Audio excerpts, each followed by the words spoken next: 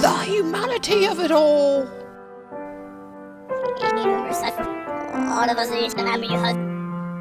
The humanities of it all, with Professor Moonie D.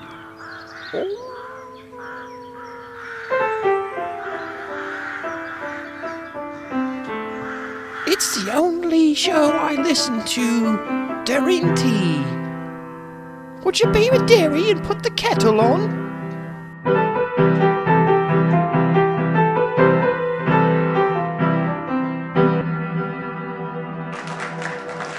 What's up, Kansas City? What's up, Kansas City? Oh! Ooh, ooh, ooh, ooh.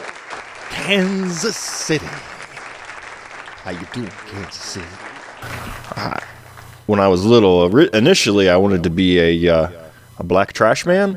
And then when I got a little bit older, around age 12 or 13, I really wanted to be an exorcist. Like, I saw the movie The Exorcist, and any exorcist here tonight?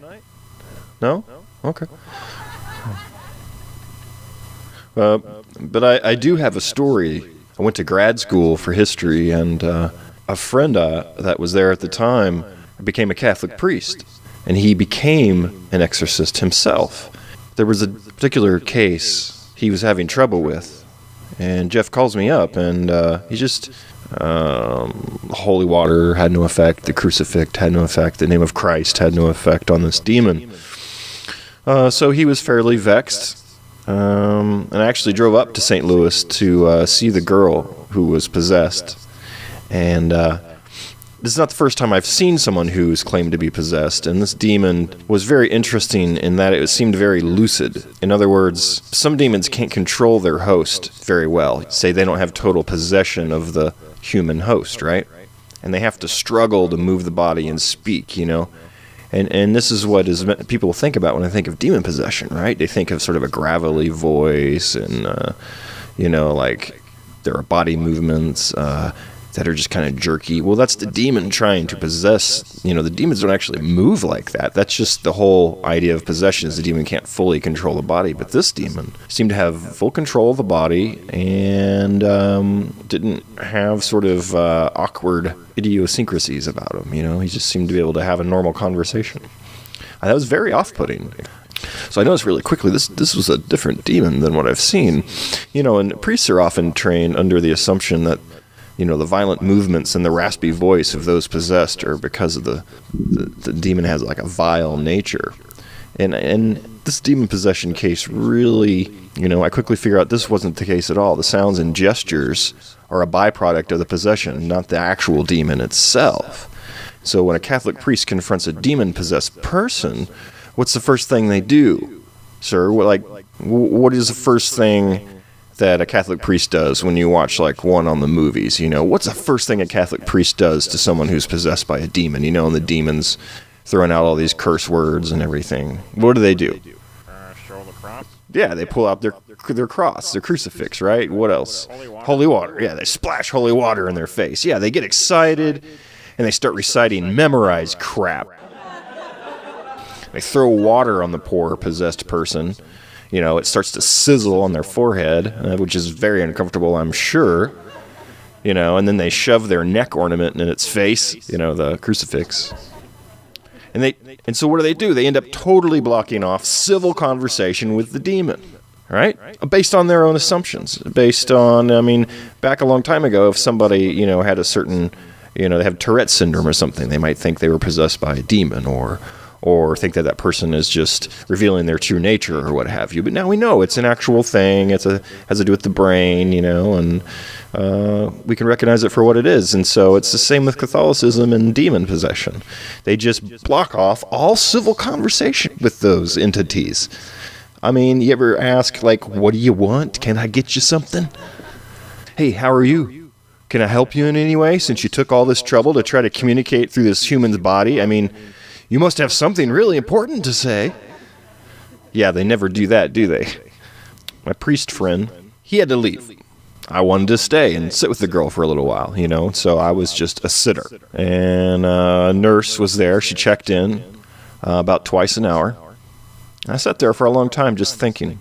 At first I thought, why is Jeff bringing me in on this? You know, he knows I'm an atheist. I was started to get sort of like the assumption that Jeff was maybe trying to convert me, you know, but like, hey, here's a unusual case. It's hard to explain. It must be a real demon possession, so therefore, you know, believe in God, right? I don't think this will work, though, because, you know, the fact that I had no assumptions helped me out in this case. So after a couple hours, I was just sitting there eating some powdered donuts, drinking my coffee, and finally the girl sat up and spoke directly to me. And this is what she said. Where did that fucking priest go? I didn't say anything at first, then it spoke again. I know there's someone else here. Can't you fucking speak? Are you fucking terrified and shitting yourself? I didn't want to be rude, so I said, hi. What's your name? Oh, my name's Moonie. Oh, are you another fucking priest, asshole? Oh, no, I'm not a priest. I'm not even a Christian, actually. So what the fuck are you here for? Oh, I'm actually good friends with your exorcist. Your friend is an asshole. Well, sorry. I mean, is there anything I can do for you? You seem to be under some stress. Finally, someone who's willing to listen. Hey, I have an idea for a stand-up comedy routine. I need someone to write this shit down. I didn't know what to think at first, but I pulled out my laptop and started writing. Flibvostakarikos, the name of the demon, rattled off about 2 hours worth of comedy material. I recognized some of the words from my priest friend's recount of some of the filthy things he was saying about Ian McClellan and leaning into hand jobs and other filth. But they were just jokes. Flibvostakarikos was just trying to get his jokes out there. But the Catholic Church is there every time, and they keep them from spreading anything. This Flibvostakarikos just had a comedy routine he'd been working on, and he wanted to get it out there. That's all.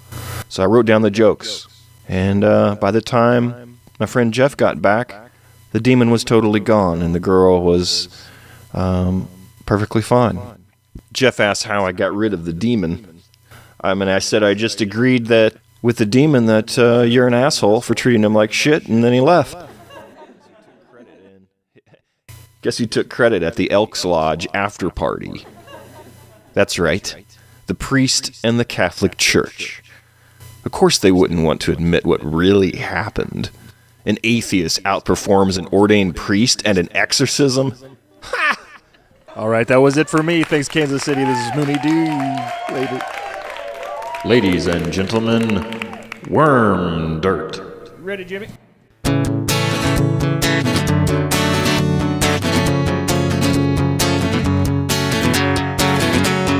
Private supper is none other than Cornpone. And what I reckon is of all grace to our Father, art in heaven, who works his callous hands on the cornfields of dusty Kansas, The cows have the soul lick, I have my guitar pick, and I ain't Johnny, and I ain't Johnny, who found the socks that were blown off in a dust bowl storm sometime in 1931. USA Nationalism presents Celebrity Voices of Nationalism. President Donald Trump. I just wanted to tell everyone, thank you for the support. We got rid of all the Muslims.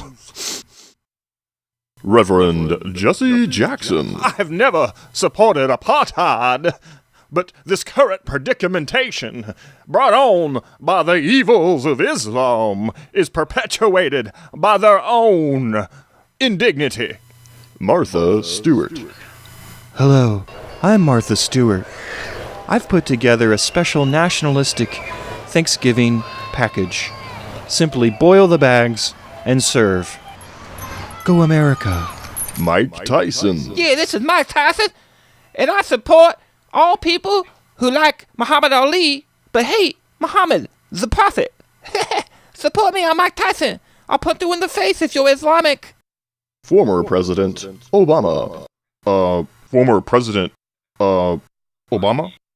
We should think about, not totally killing, Muslims. Truman Capote. Hi, I'm Truman Capote. One thing you don't know about me, I'm fiercely patriotic. Get me on the end of a gun and watch me go. International student from China. Hello, I'm an imported student from China. I'm not Muslim. You won't kill me, will you? Mike Tyson. Hey, Mike Tyson, you're a really cute little Chinese girl. I'll protect you, long as you're not Muslim. International student from China. Oh no, I said I'm not Muslim. Mike Tyson. Okay, I'll protect you. Come here, I'll protect you real good with my fists. Don't let me accidentally hit you, though. It'll be your fault, though, if you do. Martha Stewart. This is Martha Stewart. Today we're going to feature a cornucopia of Christian themes and a cornucopia of Muslims in hell. Don Knotts. Oh, come on, Andy, let me shoot him in the head! I'm getting out of here!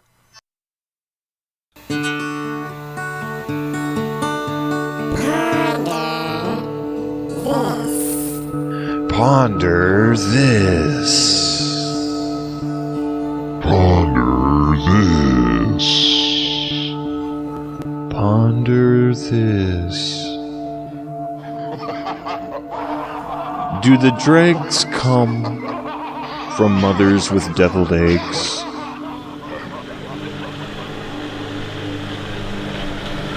Lawnmower Symphony. Sounds like one big layer. A continuous mow job until night, the delayer. Sleep now, tall socks. Off with you, grass slayer. Winter saw the summer plummet. We call this the fall. Hidden junkie, sleeping dragon. This might explain the wagon your lover has become.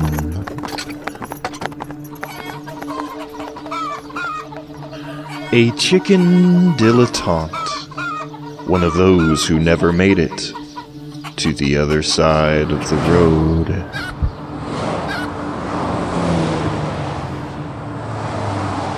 Anxiety spurts when the mind thinks of finishing on time.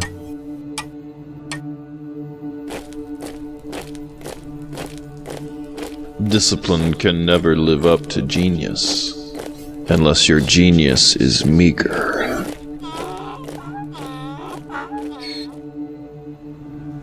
She left one superstition, calls it a lie. She ran to another mission, now stares at the sky. I wonder if sorcerers have science envy.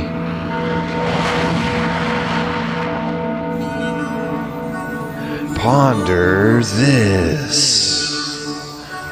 Ponder this. Ponder this.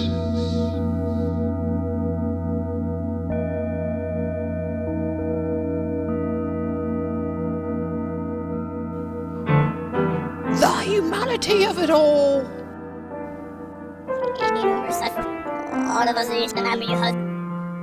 The Humanities of it all, with Professor Moonie D.